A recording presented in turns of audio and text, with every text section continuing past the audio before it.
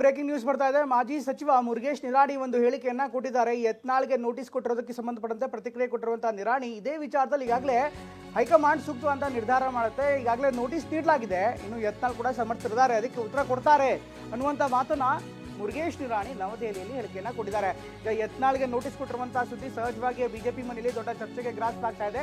ವಿಜಯೇಂದ್ರ ಇನ್ನೊಂದು ಗುಂಪು ತಪ್ಪು ತಿಳಿದುಕೋಬೇಕು, ಪ್ರತಿಷ್ಠೆ ಬಿಟ್ಟು ಕೆಲಸ ಮಾಡ್ಕೊಂಡು ಹೋಗಬೇಕು ಅನ್ನುವಂಥ ಮಾತನ್ನ ಕೂಡ ಇದೇ ಸಂದರ್ಭದಲ್ಲಿ ಹೇಳ್ತಾರೆ. ಇನ್ಫ್ಯಾಕ್ಟ್ ಯತ್ನಾಳ್ ಪರವಾಗಿ ಬ್ಯಾಟಿಂಗ್ ಮಾಡ್ತಾರೆ. ಎರಡೂ ಕಡೆ ತಪ್ಪು ತಿದ್ದಿಕೊಂಡು ಹೋದ್ರೆ ಒಳ್ಳೇದಾಗತ್ತೆ ಅನ್ನುವಂಥ ಮಾತನ್ನ ಈಗ ನಿರಾಣಿ ಹೇಳ್ತಿದ್ದಾರೆ. ಯಾರು ಸಮರ್ಥರಿದ್ದಾರೆ ಅನ್ನೋದು ಹೈಕಮಾಂಡ್ಗೆ ಗೊತ್ತಿದೆ. ಹಾಗಾಗಿ ಎರಡೂ ಕಡೆ ಏನೇನು ತಪ್ಪಾಗಿದೆ ಅದೆಲ್ಲವೂ ಕೂಡ ತಿದ್ಕೊಂಡು ಹೋಗಬೇಕು ಅನ್ನುವಂಥ ಮಾತನ್ನ ಹೇಳ್ತಿದ್ದಾರೆ. ಹೈಕಮಾಂಡ್ ಯಾರನ್ನ ಘೋಷಿಸ್ತಾರೆ ಅವರು ಕೆಲಸ ಮಾಡಲಿ. ಇನ್ನು ಯತ್ನಾಳ್ ಸಮರ್ಥರಿದ್ದಾರೆ ಉತ್ತರ ಕೊಡೋದಕ್ಕೆ. ಹೀಗಾಗಿ ಆ ನೋಟಿಸ್ಗೆ ಅವರು ಉತ್ತರ ಕೊಡ್ತಾರೆ ಅನ್ನುವಂಥ ಮಾತನ್ನ ಯತ್ನಾಳ್ ಹೇಳ್ತಾರೆ.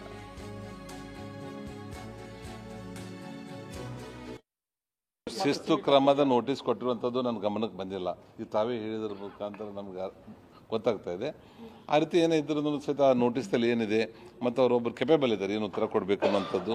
ಮತ್ತು ನಮ್ಮ ರಾಷ್ಟ್ರೀಯ ನಾಯಕರಿದ್ದಾರೆ, ರಾಜ್ಯ ನಾಯಕರಿದ್ದಾರೆ, ಅದಕ್ಕೇನು ತೀರ್ಮಾನ ತಗೋಬೇಕು ಅನ್ನೋಂಥದ್ದಿದೆ. ನನ್ನ ವೈಯಕ್ತಿಕ ವಿಚಾರ ಎಲ್ಲರನ್ನೂ ಒಟ್ಟಾಗಿ ಒಂದಾಗಿ ತೆಗೆದುಕೊಂಡು ಹೋದಾಗ ಮಾತ್ರ ಭಾರತೀಯ ಜನತಾ ಪಾರ್ಟಿ ಮುಂದಿನ ತೀರ್ಮಾನಗಳಲ್ಲಿ ಮತ್ತೆ ಸರ್ಕಾರ ಮಾಡಲಿಕ್ಕೆ ಸಾಧ್ಯ ಇದೆ. ಅದು ಸಲುವಾಗಿ ನಾನು ಎರಡೂ ಕಡೆದಂದವ್ರಿಗೆ ನಾವು ವೈಯಕ್ತಿಕವಾಗಿ ವಿನಂತಿಯನ್ನು ಮಾಡಿ ಹೇಳ್ತೇನೆ. ಅವ್ರವ್ರ ತಪ್ಪುಗಳನ್ನು ಅವ್ರವ್ರು ತಿದ್ಕೊಂಡು ಒಟ್ಟಾಗಿ ಒಂದಾಗಿ ಮುಂದೆ ಹೋಗುವಂಥದ್ದು ಭಾಳ ಇವತ್ತಿನ ತೀರ್ಮಾನಗಳಲ್ಲಿ ಅವಶ್ಯಕತೆ ಇದೆ. ಯಾಕಂದರೆ ನಾವು ಮತ್ತು ಏನು ರಾಜ್ಯಾಧ್ಯಕ್ಷರಿರ್ಬೋದು, ಬೇರೆ ಬೇರೆದವ್ರಿರ್ಬೋದು, ನಮಗೆ MLA ಆಗಲಿಕ್ಕೆ, ಮಂತ್ರಿ ಆಗಲಿಕ್ಕೆ ನಮಗೆ ಅವಕಾಶವನ್ನು ನಮ್ಮ ಕ್ಷೇತ್ರದ ಜನ ಮತ್ತು ರಾಜ್ಯ ರಾಷ್ಟ್ರೀಯ ನಾಯಕರು ನಮಗೆ ಅವಕಾಶವನ್ನು ಒದಗಿಸ್ಕೊಟ್ಟಿದ್ದಾರೆ. ಇದಲ್ಲದೆ ಲಕ್ಷಾಂತರ ಜನ ಸಾಮಾನ್ಯ ಕಾರ್ಯಕರ್ತರು ಇವತ್ತು ಅವ್ರಿಗೆ ಏನೂ ಅಧಿಕಾರ ಸಿಗಲಾರ್ದೇ ಹಗಲು ರಾತ್ರಿ ದುಡಿದಿರುವಂಥವ್ರು ಭಾಳಷ್ಟು ಜನ ಇದ್ದಾರೆ. ನಮ್ಗೆ ಆಗಿರೋದಕ್ಕಿಂತಲೂ ಹೆಚ್ಚು ನೋವು ನಮ್ಮ ರಾಜ್ಯದ ಸಾಮಾನ್ಯ ಕಾರ್ಯಕರ್ತರಿಗೆ ಆಗ್ತಾಯಿದೆ.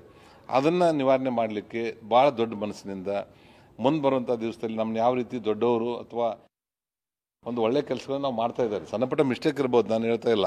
ನಾವು 100% ಸರಿನೇ ಅಂತೇಳಿ ನಾನು ಇವತ್ತು ಹೇಳೋದಿಲ್ಲ. ಹೌದು, ವಿಜೇಂದ್ರ ಅವರೂ ಸಹಿತ ತಮ್ಮ ತಪ್ಪುಗಳನ್ನು ತಿದ್ಕೋಬೇಕು. ಏನಾದರೂ ಇದ್ದರೆ ಅವ್ರ ಮನಸ್ಸಲ್ಲಿ ಯಾವುದಿದೆ ಅನ್ನೋಂಥದ್ದನ್ನು, ಮತ್ತು ಈ ಕಡೆ ಭಾಗದಲ್ಲಿರುವಂಥವ್ರಿಗೂ ಸಹಿತ ಅವ್ರ ಬಗ್ಗೆ ಅನ್ನುವಂಥದ್ದನ್ನು ಅವರು ಸಹಿತ 1 to 1 ಕೂತ್ಕೊಂಡಾಗ ಮಾತ್ರ ಸಮಸ್ಯೆ ಬಗೆಹರಿಸ್ಕೊಳ್ಳಿಕ್ಕೆ ಸಾಧ್ಯ ಇದೆ. ಒಟ್ಟಾಗಿ ನಾವು ಈ ಎರಡು ಗ್ರೂಪದನ್ನು ಒಂದು ಇದನ್ನೇ ಮುಂದುವರಿಸಲಾರ್ದೇ ನಮ್ಮ ರಾಜ್ಯದ ಅಥವಾ ದೇಶ